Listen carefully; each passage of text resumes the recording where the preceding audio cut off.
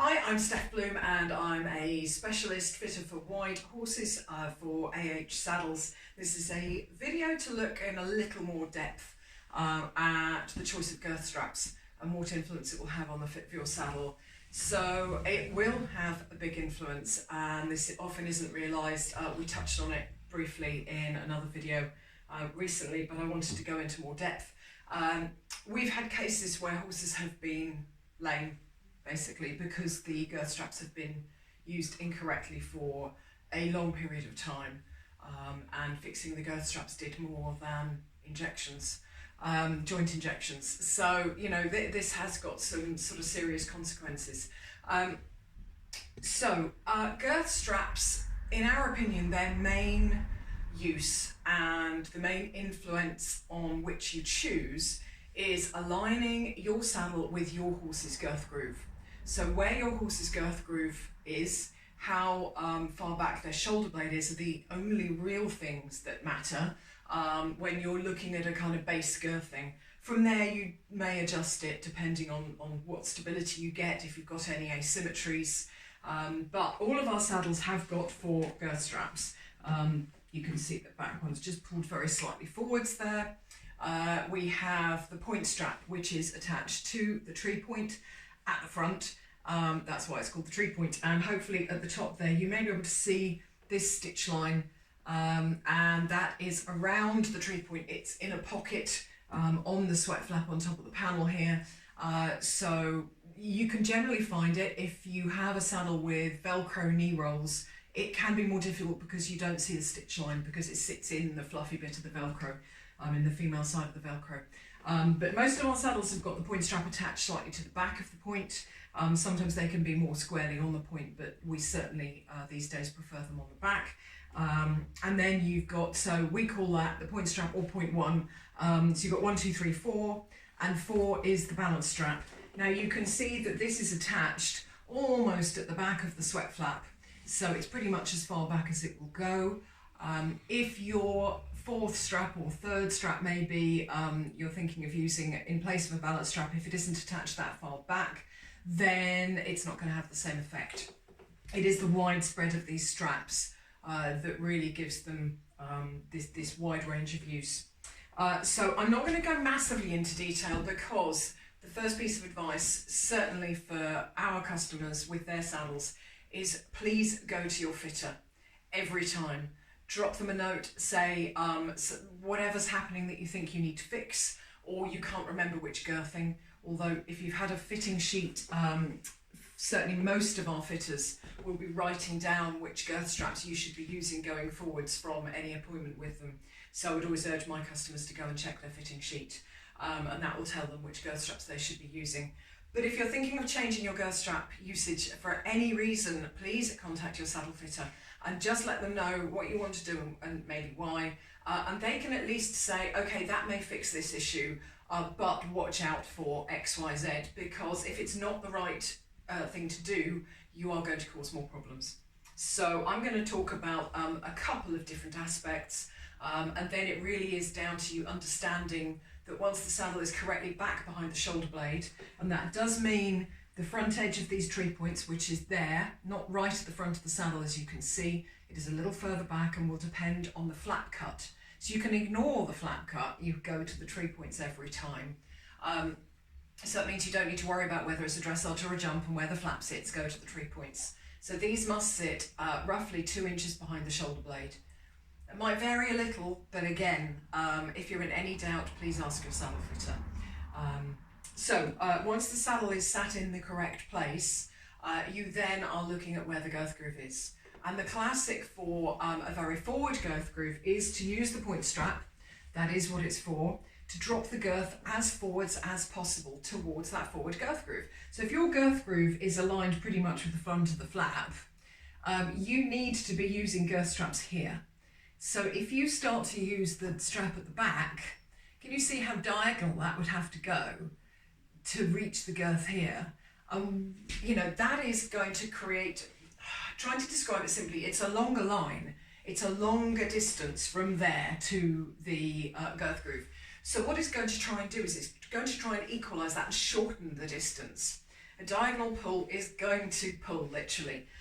So it's likely to pull the saddle forwards. Now that's not absolutely always the case, but for a saddle that runs forwards and or has a forward girth groove, you know, they classically can go together, then the point strap and then generally the third strap here. So we're ignoring the second, we're going for the third strap, and that will drop the girth into that forward girth groove. Now we fit with pretty flat trees. We have a great emphasis on getting parallel contact at the front, really even contact, so there are no pinch points. If your fitter uses a different technique and uses perhaps a curvier tree or uses a different way of fitting at the front, then it can pull the front of the saddle down. So that's why you need to be aware of it. But many of our customers have got natives, cobs, other horses with forward girth grooves, and using the point and third is very common. So that's forward girthing, as we would call it. We've then got a couple of options of more standard girthing, which might be the two straps in the middle, or might be 1 and 4, and they have their uses. 1 and 4 is classically used for very wide cobs, very wide rib cages. It can give stability on a big moving horse, but often with a flat tree, you don't necessarily need that. 2 and 3 can be very gentle girthing, but it can avoid some asymmetry issues as well. It's a little complex, but yeah, 2 and 3 and 1 and 4 tend to drop the girth in a fairly neutral position, relatively under the saddle. So they're going to work for a more normal girth groove or a slightly forwards girth groove that isn't that pronounced. If you think about it, it's not even just about exactly where the girth groove is, but how pronounced it is. I call it a pouchy girth groove, where it's literally, you know, a little narrow pouchy groove. It's got that curved shape under the belly, and the girth can only go in one place, and you probably can't get a very wide girth on. If it's wider, but still forwards, you've got a little bit more scope there, because you can just sit the girth very slightly further back. Yeah, 1 and 4, 2 and 3 tend to drop the girth in a neutral place, and 2 and 4 you might be starting to work out can be to stop a saddle running backwards. Again, if the fit isn't bang on, and occasionally this can happen where a saddle's being refitted to a horse that has changed shape, it may be an intermediary stage that you do use the girthing a little bit in your favour to balance the saddle, but it's normally a transitionary thing. So yeah, 2 and 4 can be to stop a girth running backwards, often used on a horse that has no distinct girth groove, that almost herring-gutted shape of a very fit eventer, and you would commonly see them using a breastplate when jumping. So they tend to go together. So those are the main options, and then you get into asymmetric girthing, choosing different girth straps on each side depending on the asymmetry shown in the horse and or in the rider. So it can be a fairly low impact, simple way to correct sideways movement of a saddle. But of course we would always encourage you to look to the horse and look to the rider as to where that asymmetry is coming from. We know there's obviously been a lot of research done showing that saddle slip is commonly indicated with a hind limb lameness, and there are still ongoing discussions about whether that is just a normal asymmetric movement, asymmetric musculature, whether it's an actual lameness, and what part the rider plays, because for sure everybody plays a part in that.